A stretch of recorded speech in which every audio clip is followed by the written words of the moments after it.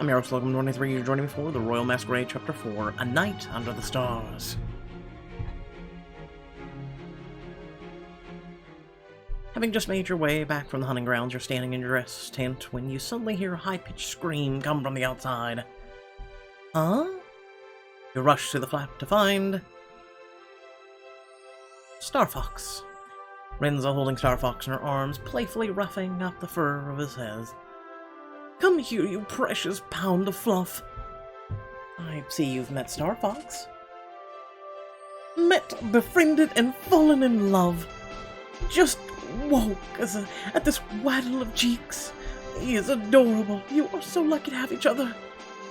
Thank you. I only wish we'd come together through happier circumstances. Starfox begins to squirm in Rinza's arms. I think somebody wants to be held by Lady Julia. Rinza hands you Starfox, who immediately snuggles up in your arms and falls asleep. I'm so sorry for what my father did.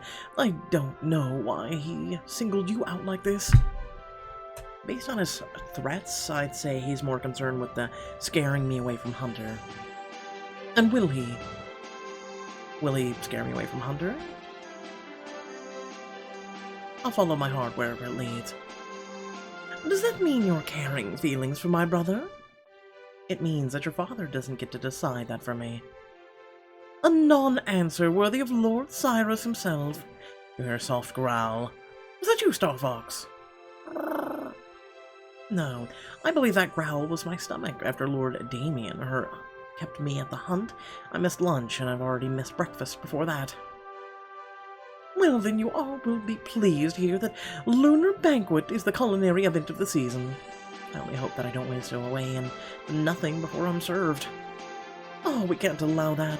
Maintaining your very existence will be key to keeping a proposal, or getting a proposal from Percival's sister tonight.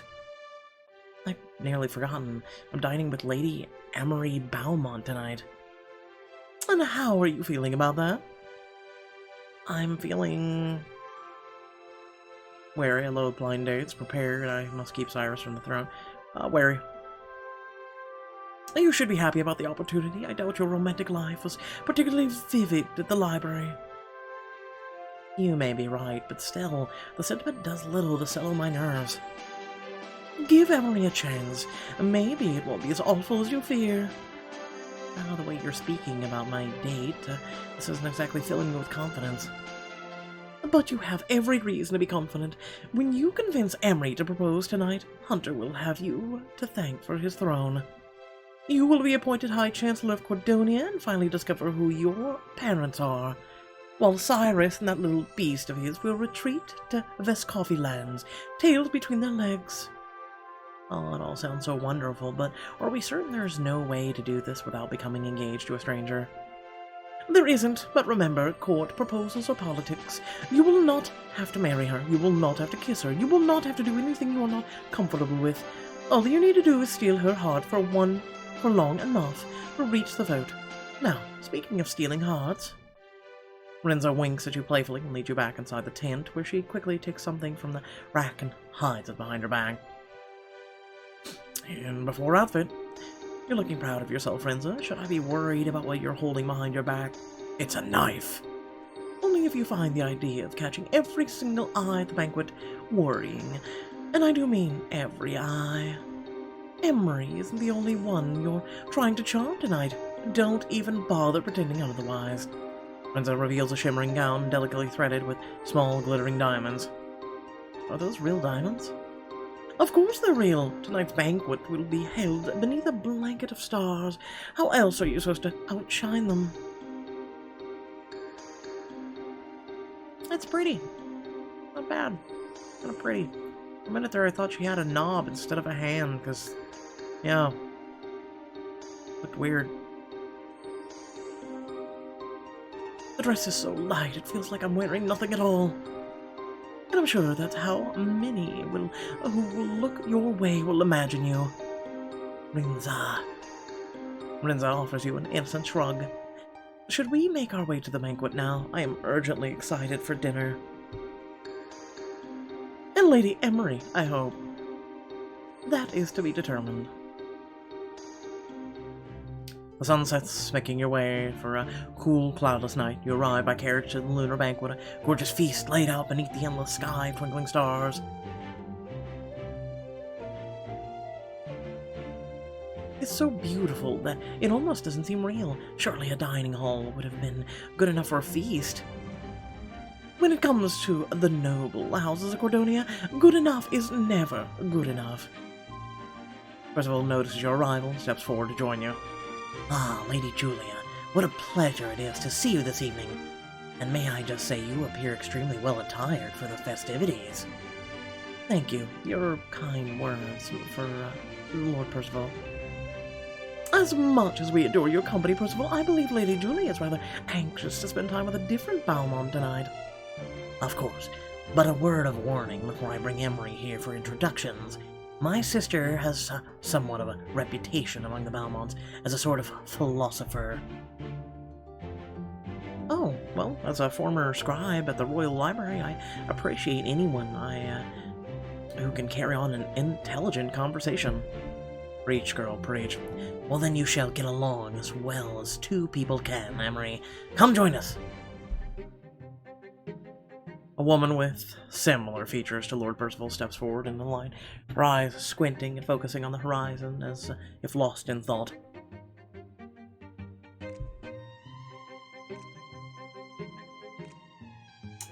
I'm gonna try not to jump to, things. Lady Emery, this is Lady Julia.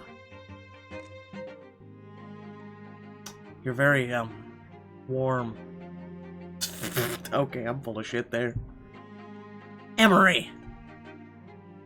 Oh, yes, good to meet you. Apologies for the distraction. I was thinking about something that's been bothering me. It must be fascinating indeed to require such attention. I'd love to hear about it. Very well, it's just, you see, if Sunday is when the peak week begins, then why is it part of the weekend?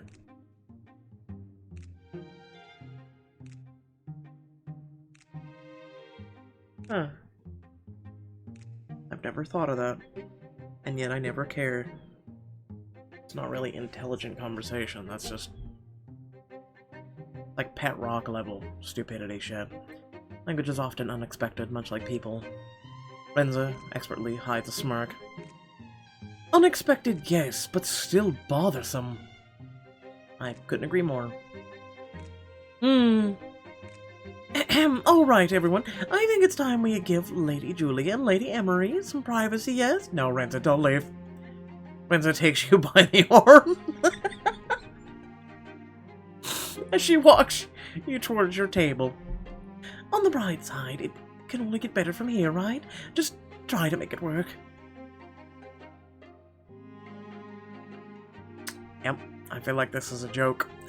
You're seated at the elegant wooden table for two with Emery as Renza and Percival leave you two, or both, with privacy. So, Lady Emery. Lady Emery?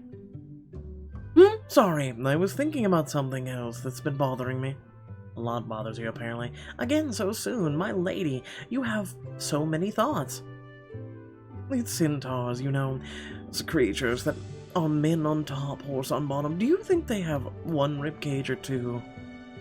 Again, pet rock level. Oh boy.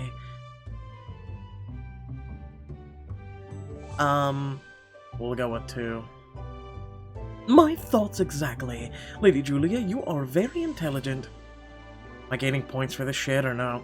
Before you can respond, you hear a familiar, unwelcome voice come from behind you.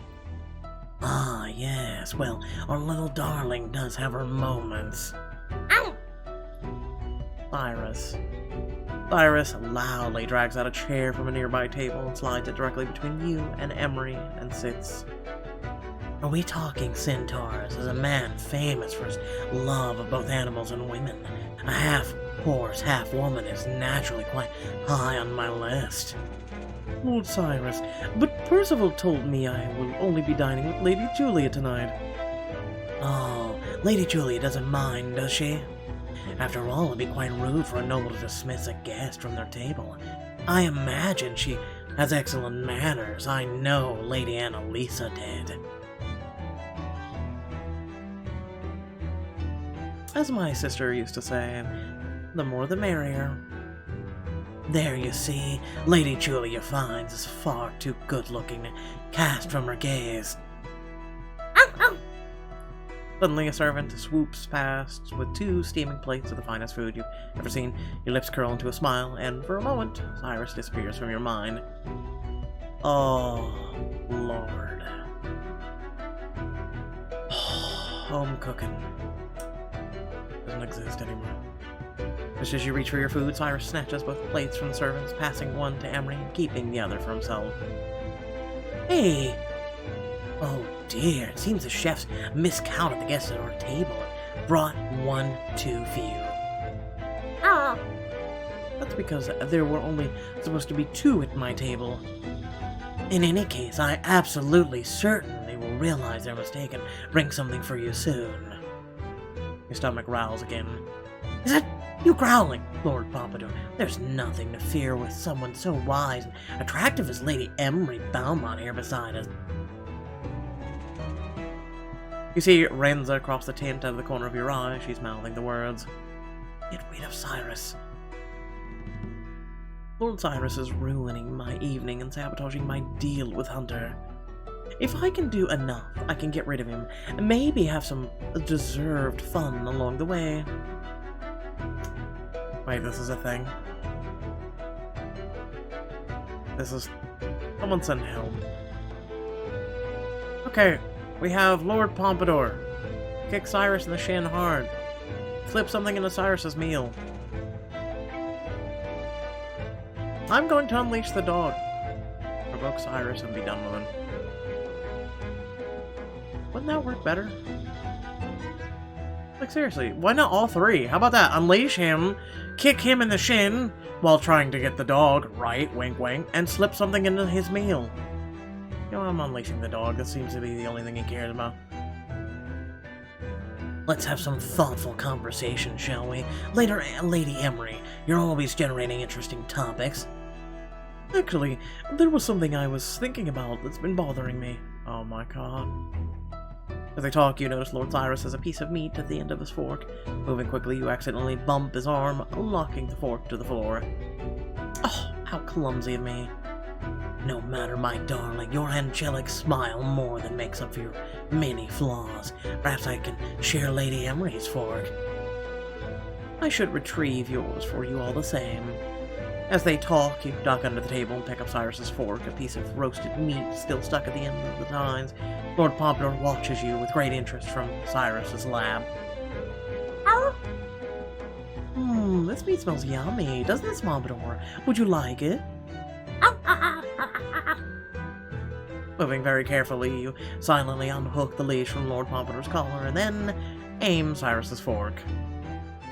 Emery's lap, Cyrus's face, Lord Damon's plate. Oh god, yes! You shake the meat at the Pompadour enticingly, and then fling it all the way to where Lord Damon dines. Pompadour takes flight, leaping at Damon with paws outstretched. Pompadour, where are you? Pompadour dashes into Damon. I can't. Because I'm actually imagining this unfold in my head. Crashes into Damon's plate, launching his food across his face. What is the meaning of this? I demand to know who's responsible for releasing this oversized hamster into the banquet unattended. Hamster, my lord, you forget yourself. And you forget your station. Is this what we're expecting if you're crowned? Foolish games, childish disruptions around every corner. Lord Pompadour, return here at once. You should really learn to control your dog if you plan to bring him to formal events. Cyrus glares at you suspiciously. Really? This is all stupid. I'm gonna put something in his meal. Lord Cyrus does his best to force a smile. Now, Lady Emery, where were we? If you'll both excuse me, I'm going to see if I can convince the chef to prepare another plate. While you're there, be a good girl and see if I can't find another bowl of water for Lord Pompadour. The one I brought may be running low soon. You force a smile, leaving the table, and carefully make your way across the tent to where the chef has stored her spices. I should grab something to shake into Cyrus's meal when he's not looking. Take a handful of hot black spin fireflakes, shiny like a salt, ash from the cooking fire. Fireflakes. Carefully take a handful of spicy red crystals and move back to your table. I bring a message from the chef. She's asking that Lord Pompadour be removed from the tent while people are eating. Oh! What nerve! Lord Pompadour is 100 times cleaner than whatever filthy butcher produced this plate of puffed-up hog's feed. Where is she? We must have words! While Cyrus and Emery turn their head towards the kitchen, you quickly empty your hand into Cyrus's plate and mix your surprise into his food. Wherever the chef is, if they want Lord Pompadour to leave, they will have to have it out with me. Honestly, the nerve of some tradesman. Cyrus lifts a heaping spoonful of food to his mouth and swallows. Lord Cyrus, is something wrong? Water, I need... I can't hear you very well. What was it you need? Knock over the water. You lift your hand to cup your ear and purposely knock his glass of water to the floor with your elbow as you do. Oh, dear me, look what I've gone and done. Cyrus's face turns a deep shade of red as he begins to sweat profusely, looking for another glass as soon as eyes move below the table. Apologies, precious Pompadour. Apologies, precious mouth. Cyrus scoops up Lord Pompadour's bowl of water from the ground and takes a deep gulp. As he lowers the bowl, his face is noticeably green. I don't feel so well. You added something a little extra spice to this meal. I dare say you don't look so well either. Really? Fucking really? I mean, I hate the guy, but goddamn, 30 diamonds. Lord Cyrus bites his lip briefly before turning his attention back to Emery. Emery, I would like to know how you got your lustrous skin to shine the way it does.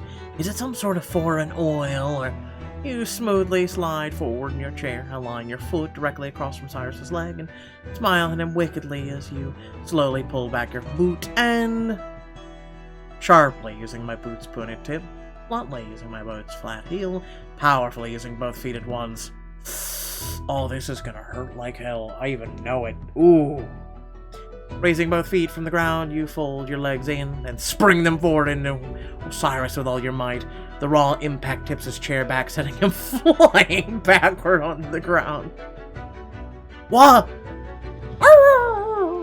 Nobles dying in nearby tables erupt in raucous laughter.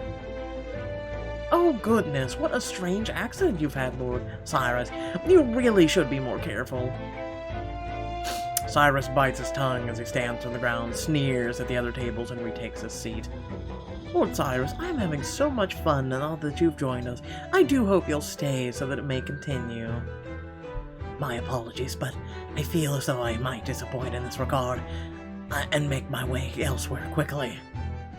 Lord Cyrus stands on the table, warily, nervously watching for you to continue your fun with him. You simply return to a smile in return, and soon he's gone. Lord Cyrus is acting very odd, but you seem completely normal. I'll take that as a compliment. You should listen, Lady Julia. You've been wonderful tonight, but there is something I must tell you. A secret. Oh? A very important secret, but it's only, I need Lord Cyrus's permission. I'm sure he'll say it's fine. Lord Cyrus, why should I need his permission for anything? If I told you that, you'd know the secret. What? His face turns bright red. I have to go find Lord Cyrus. He was just right here! Oh my god. Wait. I'll be back. Before you can stop her, Emery is gone, leaving you alone at the table with no date and no dinner. What a disaster. First Emery is a dullard, then Cyrus ruins my date, and I still haven't eaten. Is this seat free, my lady? You turn to find Hunter standing between you and the two steaming plates of fresh food. Places them on the table and then takes the seat beside you. Hunter, what a relief. We can finally spend some time together tonight. I know you're hoping to connect with Emery this evening, but I won't pretend that I was disappointed when she provided me with the opportunity to join you.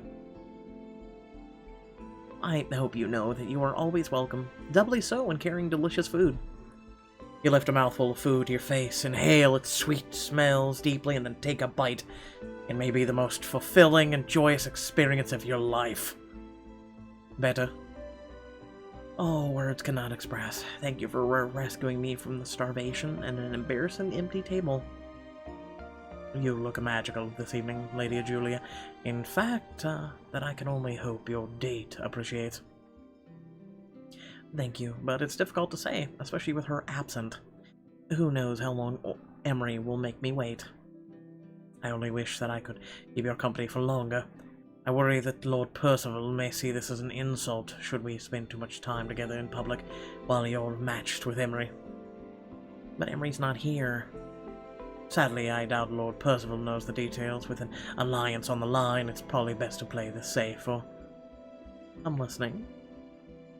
It's, if not safe, but Emery has disappeared and left you to wait. Who's to say you'd not be with her if you disappeared as well? We could sneak away, you and I. Where would we go? A private hillside not far from here. The Lunar Banquet is always held on a night of shooting stars. You can't see them from the tent, but I know a place where we could, if you'd join me. Learn more about Hunter during a romantic night under the stars in this exclusive scene. Well, it makes you question what the hell's going on with Emery and Cyrus in the first place, and why there's a secret. By all means, lead the way. Excellent. We should leave separately, so not to draw prying eyes. Head north from the tent in 5 minutes, and I'll find you past the tree line. A short time later, you head into the woods. You find Hunter waiting for you as he promised, smiling with his back casually set against a tree. You took a little time to make yourself at home here. These woods bring out old memories, and with them, old habits. Come, this way. My hideout isn't far. You follow behind Hunter as he leads you deeper into the glade. Silver moonlight glows between the leaves, quietly rustling above you, lighting your way with a soft, pale light. So these woods hold your memories, habits, hideaways. Why? What are they to you? Well, perhaps I was brought up here, one of those children raised by feral wolves. That might explain a few things I've heard about you, but don't put me on. You've asked me here, and I joined you. Let's have an explanation. Well, each summer my father would bring Rinza and I to the palace and hope that we'd earn Queen Kendra's favor. How exciting. If it were, perhaps Rinza and I wouldn't have fled here to these woods so often, hunting for ways to entertain ourselves, raising each other while the adults were occupied. What was it like growing up, Kendra for queen? She was a young queen then, with precious little time for my sister and I, despite my father's constant machinations. Often we'd be made to spend an entire summer here just for the smallest chance that we might spend a single afternoon with Queen Kendra. I can't imagine being so busy. She was devoted to her people, to all of us, but when you were in the room with her, it was as if you were her only subject, her only concern. I always thought that if that is what it truly means to care about people, it's something I will remember if I'm fortunate enough to inherit her throne someday. She sounds like a special woman. Cordonia was fortunate to have her, and more fortunate to still have someone like you to succeed her. Ah, well, look ahead. There's a spot I was telling you about. Follow Hunter to a clearing with thick trees circling a shallow hillside. Wow, you can see the stars so clearly here from here. It helps if you lie on your back. The grass here is exceedingly soft. Hunter lies down and gestures to you to do the same next to him. Soon you're both on your backs looking up to the cloudless sky. It seems like the stars haven't started to fall yet. How about a story while we wait? What would it be about? That depends on you. Hunter takes your hand and softly rolls your fist closed, leaving one finger extended and pointing up at the stars. Here's something I love about the stars. Each one is a point in the picture. Each picture has a tale of how it came to be. Now choose.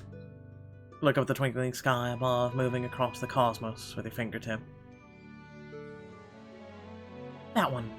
But there's no way that you could know the constant. Hunter slowly moves your hand, extending finger across the sky, star by star, in the shape of a tiara. But how? I devoured maps as constellations as a child. They fascinated me. I know the constellation you've chosen well. They call it Fortune's Princess. That's all well and good, but I believe I was promised a story. Long ago, there was a young handmaiden who traveled to a foreign kingdom ahead of a mistress, the princess. When she arrived, the court confused the handmaiden for the princess and treated her like royalty. When the princess of this foreign land fell in love with her, and soon she with him. The handmaiden didn't correct their mistake? No, but soon her hand was forced. A private letter arrived informing her that the true princess would be arriving the very next day. And what did the handmaiden do? What would you do in her situation? If I were her, I'd confess to the foreign prince. That answer speaks to your honest nature, Lady Julia. Perhaps the handmaiden would have done exactly as you. She was never given the chance. The letter had predicted the arrival incorrectly, and the princess arrived that very afternoon. The unexpected yet inevitable twist, right on time. Well, the real princess arrived and found her handmaiden in fineries. He exposed her to the court immediately, proclaimed that the prince's hand was meant for her. The prince, he disagreed. He argued that by living and acting like a princess, the handmaiden was no different than the actual princess. So he forged the handmaiden a tiara made of gold and married her the next day, crowning her princess of his kingdom. The handmaiden changed her stars, not unlike someone else I know. You think I'm the handmaiden in the story? Does that make you the prince? The prince in the story was betrothed, as someday I would be, but was eventually able to follow his heart. It's hard to believe I'd be able to enjoy that privilege. But that's why we look into the stars and remember their stories, isn't it? To dream of futures and destinies, others than ones set out for us. Just then, a thin streak of shimmering white cuts across the sky. Look, the stars. It's beginning. You and Hunter lay side by side as the night, as the single shooting star leads 100 more to leap across the sky just behind it. It's beautiful and like nothing you've ever seen before. It's like magic. Yeah, if only it was on the screen. Hunter's eye remains on the lights above, but his hand drifts towards yours. There's my hand in Hunter's. You allow him to take your hand. His touch is nothing like the one before. It's not guiding you, but joining you, transforming the moment into something that you'll remember not just for the stars, but for whom you shared them with. Even the sky can't hold the stars in place, but who I believe is so powerful that I too cannot escape where I have been placed. You have more power over your destiny than anyone in this kingdom. If you can't follow your heart, what hope would the rest of us have? Perhaps someday they'll make a constellation that tells the story of House Pharaoh and House Rosario. I wonder what that would look like. A constellation would be a heart, a story of two people who followed their hearts and found love with each other. Who knows? They haven't written the story yet. Promise that you'll return here with me once it happens. I look forward to it, but for now, yes, we need to get back before someone starts looking. Did they really find us out here? In short time he's been assigned to me, I've learned not to underestimate my bodyguard. If Caden tracks us here, he'll find my hideaway, and I'd rather keep it a secret to just the two of us. Until leaves, will you stay behind, giving him a head start? Back to the evening's destiny. Time to find Emery. After a few minutes, you make your way back to the banquet tent, and where Caden stands guard near the entrance. Have you seen Emery? I thought she'd have returned by now. Sorry, but no. It falls to us to find her. Us. Yes, I heard you're good at finding people. Help me find Cyrus.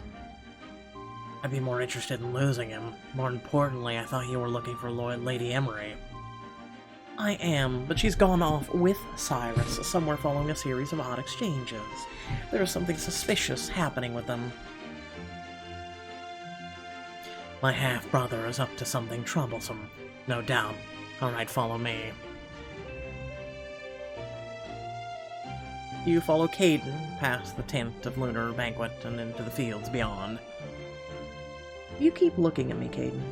Have I caught something in my dress? No, it's just that, Yes? You look very fine this evening. Thank you. Apologies, I shouldn't allow myself to get so distracted. We have a job to do. So, here in the soft grass, Lord Pompadour's tracks. Are you sure they're not just from some other dog? Note the short pacing between the paw prints. I'd recognize that dainty trot anywhere. You seem to know Cyrus's dog well. It's impossible to know Cyrus without knowing all of his canine companions. He's had Lord Pompadour for years. Before that was Lady Pumpernickel, until she had the sense to run away. How about you? A dog, any dog of your own? I've thought about it, but no. If you do get a dog, would you enjoy the companionship, the security, training it to bite Cyrus? My guards are always telling me to get a dog. None of them had a good reason as you. I'd love to, but... Hold it. I think I hear something. Just ahead you see a parked carriage with the window curtains drawn shut. You can hear voices inside.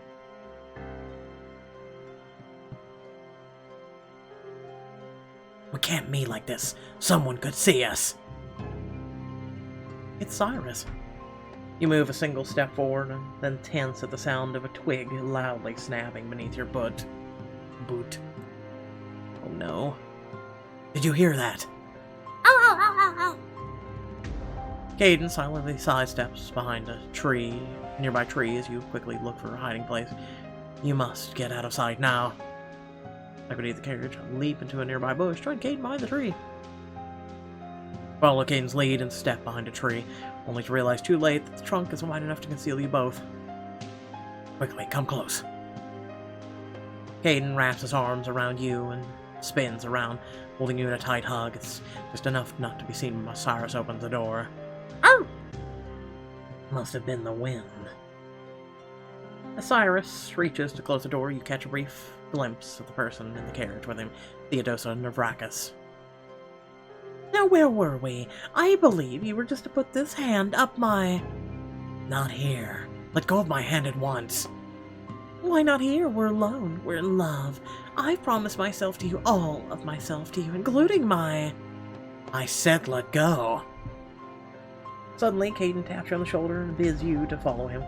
You move with him around the carriage, and finally positioning yourself at the back window. Looking in, Caden speaks and whispers.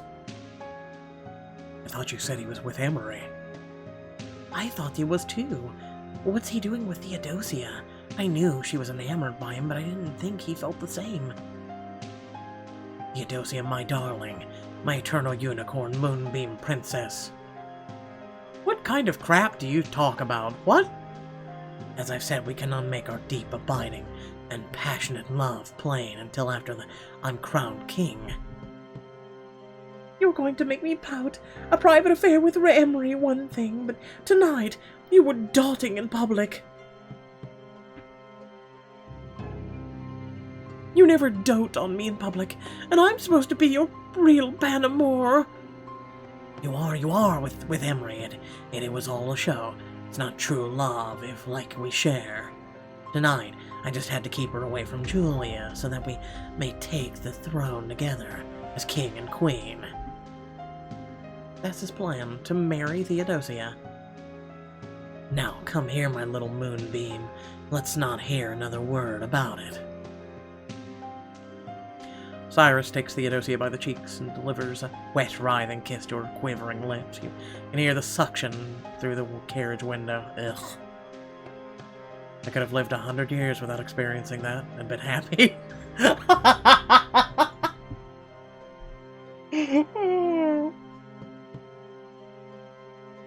Oh my gosh, Cyrus is playing Emery and Theodosia. This is bad for Hunter, bad for you. Agreed. We need to act. I need to find Emery and tell her that's what Cyrus is planning. Now, my sweet, I must go. Emery will be returning to the banquet for Julia soon, and I need to be there when she does. You listen to me, Cyrus Vescovi. Pretend that you must. But if I ever discover that it's anything more than pretend, well, you don't want to get on Veracus's bad side. Especially mine. Can you stay behind and distract Cyrus? I need to get Emery before he does. I think I'll think of something. Get moving while there's still time. You quickly make your way back to the Lunar Banquet, where you discover Emery looking at your empty table with considerable confusion. My lady. Oh, there you are, Lady Julia. I thought perhaps you'd gone on vacation to Lycos. Why would I? Never mind that. Emery, we need to talk. I have something I need to tell you, and it cannot wait. How strange. I have something I need to tell you that cannot wait as well. You have something to tell me?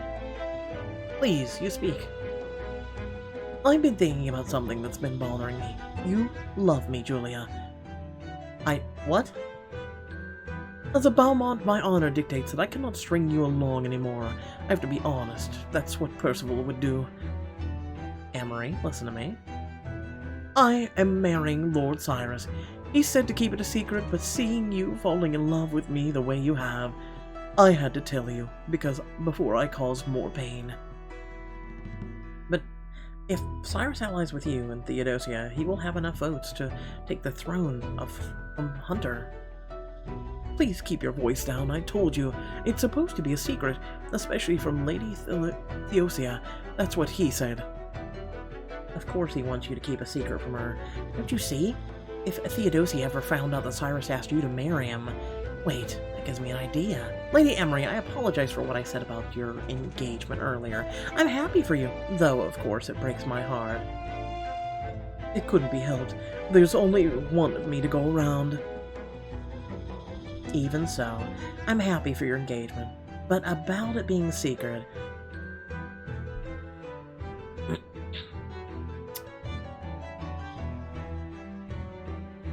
Use Percival to force her in. Yeah, they're all about that honor crap. I'm curious what Lord Percival would make of your dishonesty. Dishonesty? I know. Let's ask him, shall we? Wait! You wave towards Percival from across the tent. Soon, you catch his attention, and he joins you and Emery. Emery, I warned you. I had a few goblets of wine, so you plan to make me laugh. Then... Lady Emery is marrying Cyrus in secret. Is this true? I love him, brother.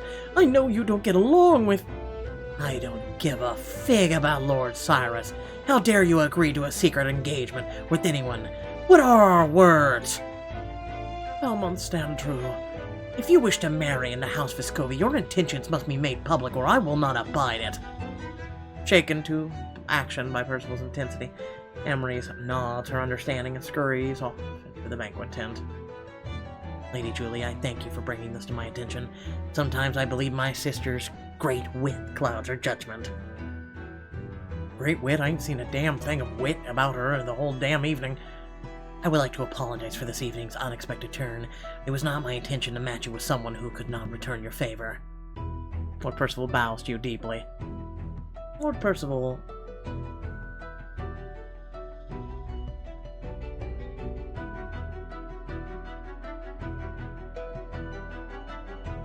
You can apologize by refusing to ally with House Vescovi. Would that I could.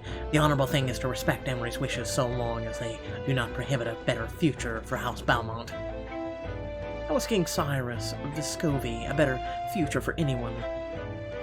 We do not know what you will say will come to pass, and as of this moment, House Rosary and Vescovi are equals at court. I have no ground to forbid Emery for her passions. I understand. I earnestly hope that you do, for I have nothing but the deepest respect for you and House Rosario, excuse me. If you'll excuse me. As Percival moves back to his table, Lord Cyrus finally returns to the tent. He smiles at you smugly from afar as he passes. You ain't gonna be smiling so smugly. We'll see how long that smile lasts. Hunter Caden approach you hurriedly from behind. There you are. Caden has just informed me that Cyrus and Emery, if he allies with Balmots and Nevracuses, we're finished. We need to act fast. What can be done? Ahem. He gestures them forward towards the front of the tent, where Cyrus stands beside a joyful Emery, who has just clanged her fork against a wine glass, gaining the room's attention. My lords and ladies, I was just thinking about something that's been bothering me. Oh, Lord, thank God she's out of my hair. Some things that's long been secret, but should be secret no more. Cyrus, what's this? Nothing, Lady Theodosia. I believe Emery might have imbibed too much wine. Come now, Emery, let's find our table and sit down, shall we? Everyone is watching. The only thing I've imbibed too much is our love. Your love. Everyone, Lord Cyrus and I are getting married, and we want the whole world to know. Eternal Unicorn Moonbeam Princess. Indeed. If you let me explain in private. Theodosia lifts her wine and throws it in Cyrus's face. As he goes to wipe his face, she takes his glass and throws that in his face as well. Arr! Theodosia turns and stomps away from Cyrus at speed. This was all Julia's doing. If you only let me explain. It was Julia, wasn't? Because last I saw, she wasn't getting publicly engaged to a dum-dum while hiding her exquisitely beautiful, true love away like some sort of something you're ashamed of. I'm sorry for interrupting you both earlier. You were saying something about needing to act. Impressive, Lady Julia. I don't know how you did it, but you seem to have single-handedly saved my chances of securing the throne. I'm eternally in your debt. It's not every day someone beats Cyrus at his own game. That's what we call true wit. Lord Cyrus never was and never will be a match for me. Which is but one of the many reasons that I'm glad to have you as an ally. Just then a group of 3 guards walk up to Caden.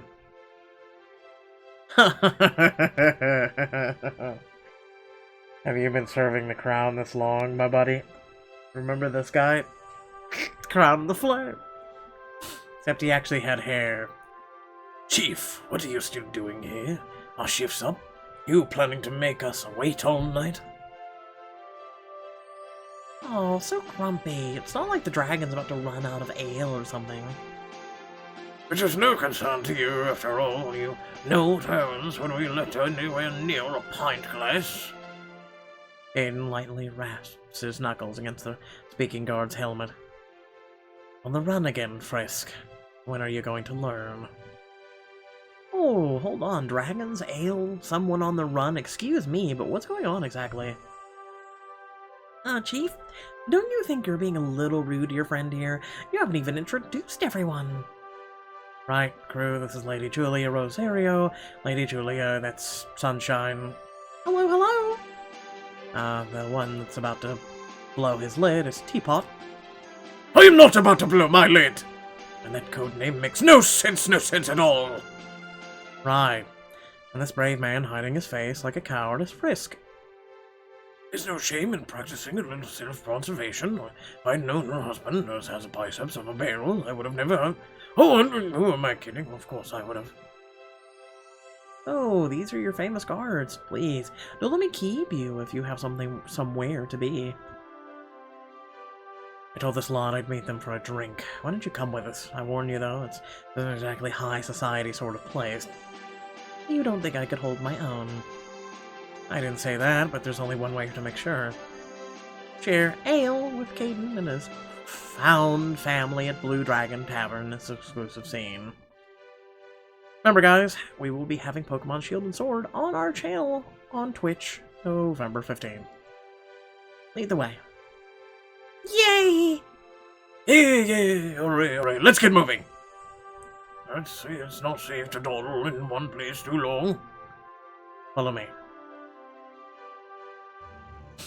After a short walk through the woods, you finally arrive at the Blue Dragon's bustling tavern filled with loud music and louder patrons, and Caden gestures you to a long wooden bench as you sit down.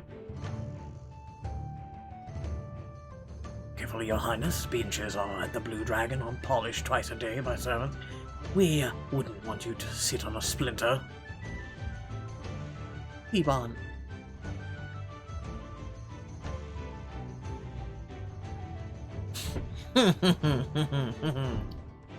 Yes, we wouldn't want two pricks at the table, would we? You have no idea what's coming. Let's see here. Yeah, we'll go with that one. That must be why they call this place Dragon, because Teapot just got burned. Oh, come on, it wasn't that good. It seems to be fit around here. Just fine, Lady Julia, just fine indeed. I could use an ale. Anyone else? I'll go get us some. I'll go. The bartender underpoured me last week, and it is not going to happen again. I need some help. Teapot heads for the bar. Is he alright? You mean this is normal for him? Yes, sir, yes, he's very alright. Teapot is a handful, but don't judge him too harshly. I wouldn't be here tonight if it wasn't for him. Oh, yes, that incident with the Black Horn. They were nasty, lots of bandits.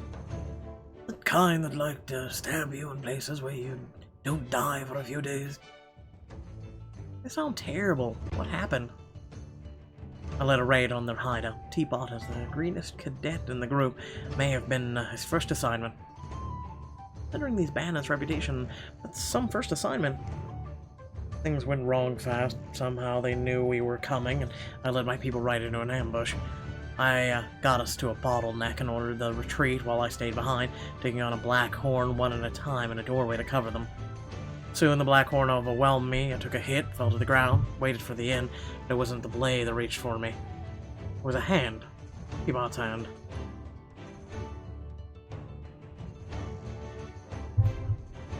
For the record, Sunshine and I weren't there. If I had, of course I'd done the same. That's why they called me the bravest in the company. Also, for the record, nobody calls him that. Caden, sounds like you and Teapot are, have a far too dangerous job. It's what the job is. In any case, none of us wake up looking for danger. That's rich coming from a man who makes a habit of sleeping with angry men's wives. Just then Teapot returns from the bar carrying 5 pints of frothing black ale. He hands you one of them. Wow. Welcome to Skyrim. It smells powerful. They were all at a Skullcracker Ale. How can you even call yourselves a tavern when you don't have Skullcracker Ale? Thanks all the same, if it's cold. If it's dark. If it can strip the paint off a barn. And then it's good enough for us. Cheers, everyone. You and the group raise your wooden mugs and knock them against each other. Up splashing foam across the table. Aiden uses the moment to swipe Sunshine's mug before she can drink. Chief, you dirty sneak.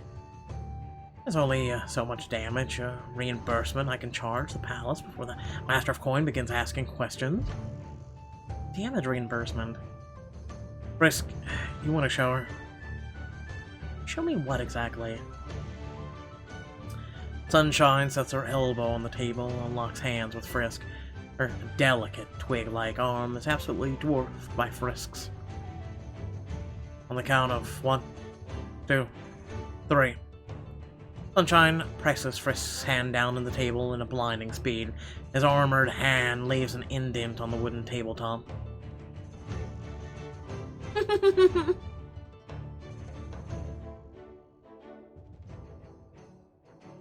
Remind me never to pick a fight with Sunshine. After that demonstration, I doubt you'll need another. I've never seen Sunshine fight anyone who wasn't a criminal or a piece of tavern furniture as long as I've known her. You're probably safe. How did you two meet? Was it through the guard? Chief pulled me out of a burning building when I was a kid. I almost died. You say that so cheerfully. Well, it was scarier back then. But the Black Horn set fire to my village when our mayor wouldn't pay them tribute. My legs got trapped under a burning beam, and I didn't know what else to do but cry. Oh my goodness. I heard her from outside the house and ran in to find her trapped. Sunshine's strength was not the problem, it was the heat from the flame. The chief wasn't scared. He lifted the beam, and he even burned his hands just to get me out of there. Small price to pay for a life. 3 years later, Sunshine grew big enough for guard leathers. Extra small guard leathers, but she turned up the gas and took the oath. Since then, she's been one of us! Yeah, that was quite the story. A toast to Aiden's bravery. For grabbing a burning rafter? More like chief stupidity. Ha! He never grew wiser. As all of you, but Sunshine, take a drink, Frisk suddenly spits his ale out across the table. Quick, everyone get down! What is it? A farmer prone to violence who may or may not have caught me fleeing from his wife's bedroom window 3 nights ago. Why do you think I'm wearing this helmet? Frisk slumps in his chair as an angry man enters the Blue Dragon and looks across the tables. Where is he? After a few moments, the man exhales loudly through his nose and storms back out of the tavern. Oh, thank goodness. Oh, Frisk. This is becoming so commonplace that I'm beginning to forget that what your face looks like. Surely this is only the first time. Eden is making it sound as if it's some sort of habit. What can I say? I have a type. You know types, right? I can't be blamed for that. Short and big feet is a type. Married women is not a type. Short hair and big feet? Is that your type, Teapot? All I can say is that it's not my fault. It's just something about a lady with a wedding ring that put sugar in my coffee.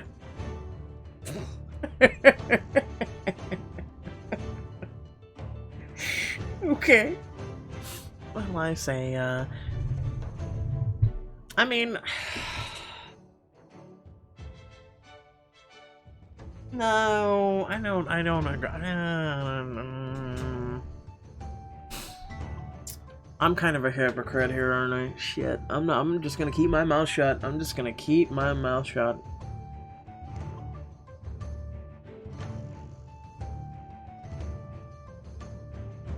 You must be joking. You haven't had a chance to see my very fortunate bone structure. If you did, you'd understand why I prefer to remain unpummeled. She's right, Frisk. Exactly how long has this interest of yours been going on, anyway? Who remembers that sort of thing? At least 5 years. He was pulling these stunts back when we were recruits at the academy together. If you're referring to the time when I snuck into our trade instructor's bedroom with a bow and arrow dressed in delicates, referring to myself as Cupid, well, how was I supposed to know she was out visiting her sister and it was her husband who I'd seen through the window? Maybe if it's the ale, but I am fitting off some very unwanted visuals right now. After that, Frisk was reassigned from my class. I thought I'd finally escaped him. Yes, well, whose fault was it that you became captain? You have to deal with all the gods now. I guess I should have thought that through before taking the job. I, for one, am glad you didn't, because now you're stuck with us. To Chief! The Chief. As everyone takes a final swig of ale, you see Sunshine quickly grab a mug and chug it down. Wait, no! Oh, she's one of those.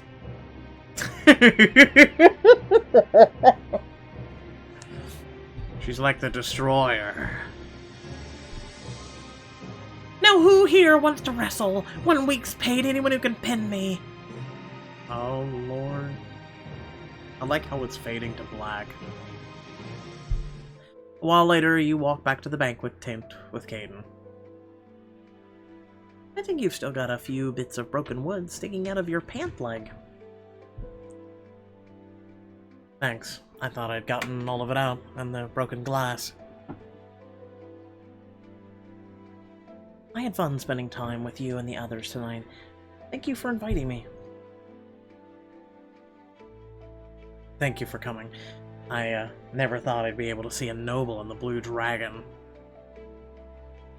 I am no ordinary noble. Truer words have never been spoke. I should take my leave, but I'm sure I'll see you again in the next event of the season.